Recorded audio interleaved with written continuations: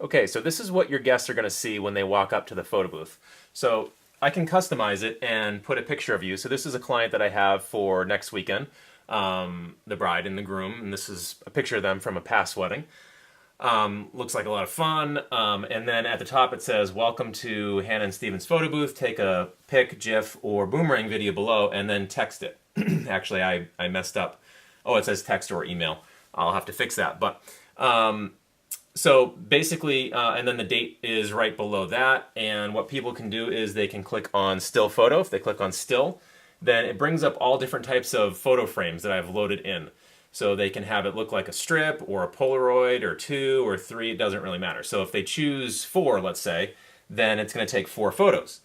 And they're going to be spaced 2 seconds apart. So here we'll try, actually I'll just do 1.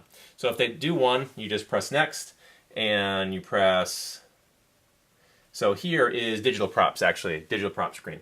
So if they want to do digital props, they can press 1 and it sees your face, recognizes you. Hopefully you can see that. Now if they move around too quick, then it's going to lose their face. And also with the glasses, it's sort of thrown it off a little bit, but it's pretty good.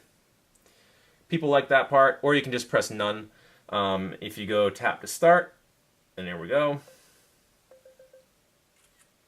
Okay, I think I did 1 photo for this one. All right, so for this one, I did 1 photo, and the next screen brings up all different types of filters. So there's a lot more filters that you can do with this software, but I just chose the ones that people would choose most often. So Beautify Plus, which softens everything. Black and white looks really great. Vintage, Vignette, 1920s, Spartan, which is all red, and Sepia. So I'll choose Sepia, and I'll press next. And if I want to text it to myself, I press SMS. If I want to email it to myself, I'll press email. Most people are texting it, obviously. So if I have a Wi-Fi connection or if I create a hotspot on my phone, then I can have the photos sent to their phone right away. If for some reason we're in the middle of absolute nowhere and there's no cell phone service and there's no Wi-Fi service, then what will happen is that they can still enter their telephone number, and when I get a Wi-Fi connection with the iPad, it'll automatically push all of the photos to all of the phone numbers that were put in. So let's just say we're going to... I'm just going to enter mine here, and okay, so I just entered mine, and then when the client's done, they can say tap to finish. Okay, I'm going to walk you through the other 2 that they can choose. So I actually just got my photo. Okay, I'm going to click on it. It says here's your photo from Hannah and Steven's wedding. Not sure if you can see that, sorry. And I'm going to click on it.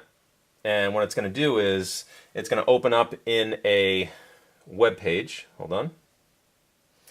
So it's opening up in Safari. Give it a second here. My connection's a little slow. Okay, there it is. And then obviously I can just hold it and save the image. And then the guests can do whatever they want with it. Okay, the other thing that they can do is a 4-pose GIF. Where they're going to take 4 photos and then the program's going to put them all together. You can do digital props for this as well, but let's just say here's photo 1. You know, people will do different poses like that. Okay, that's 3 and 4. Okay, and now it'll automatically put it together. Okay, and same thing, they press next and then they text it to themselves. I'm going to say previous, retake, and then cancel because I don't want to do that.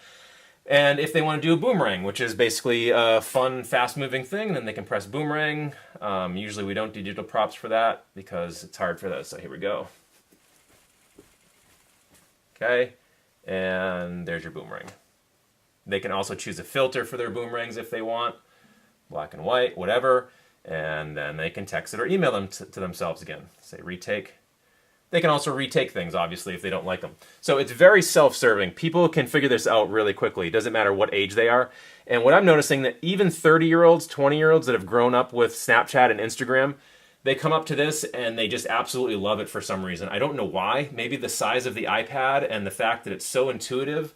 And then they get that immediate satisfaction at the end of it when they get the photo right on their phone right away. I think they like that part of it as well. So let's cancel out all of this stuff. I can put the gallery right here as well. So if anybody in the event wants to see all of the photos that have been taken during that event, they can do that. Sometimes I have the gallery there. I can also choose to not have the gallery as an option. And then at the end of the event, which is really cool, I think I said this earlier, the client gets all of the photos and all of the GIFs and all of the boomerangs emailed to them from me in a zip file. And then you can do whatever you want with them. All right, so I hope this helps. I know a lot of people have been interested in like how I put this together. It's actually pretty simple. You have a weight bag just holding the tripod so that it's steady. You have a nice simple tripod. You have a ring light. You have a mount. And this mount is made by Joy Factory. It actually took me a long time to find what kind of mount that I wanted because it had to be really stable, really steady. This is a carbon fiber arm, and I really like this mount a lot. And it holds the iPad really tight, so when people go up to it and they're pushing it, it really isn't going anywhere. And you also don't need to worry about anybody stealing it. You'd have to really go out of your way as a guest to try to take this off of the mount and try to walk away with it. And honestly, I'm usually like within eye shot of this thing so I can see it. And I've done this at several events so far, and I haven't seen one person even like look around to the back and try to like see how the thing is on there. Like most people are just consumed with what's going on forward. So I'm really happy with this so far, and it's really been a game changer for my events. It just puts people in a great mood.